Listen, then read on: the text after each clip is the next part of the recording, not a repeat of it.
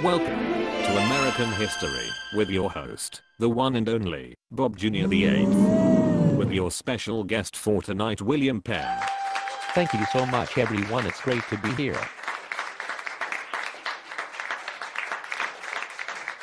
So, William, let's get this interview started. Where would you like to start? Let's start at your childhood. What was that like?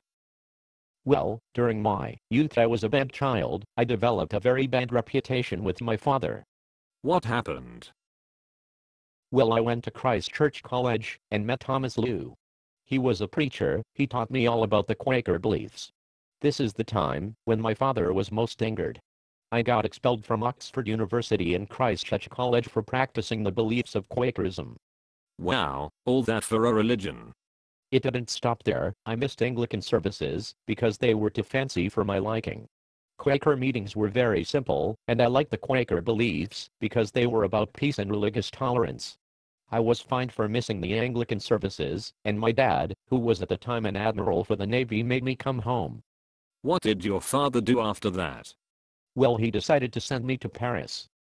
Paris? That sounds more like a reward than a punishment.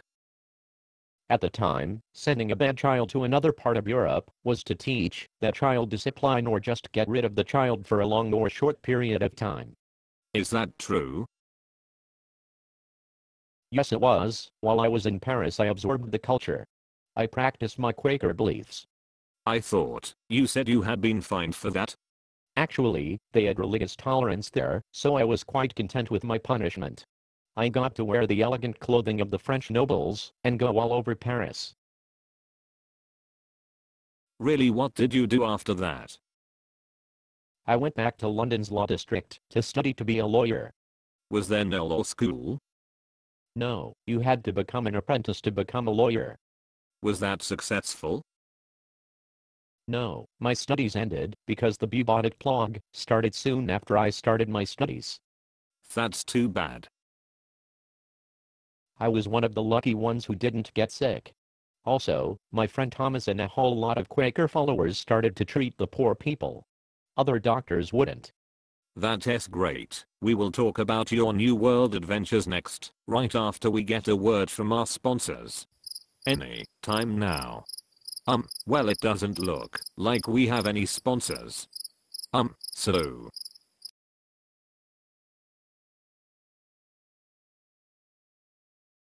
What was that for? I really don't know. Well, now that we're back, let's hear about the rest of your life. When I went to the New World, I got 45,000 acres of land in a charter from the Queen. She wanted me to start a brand new colony in the New World for England.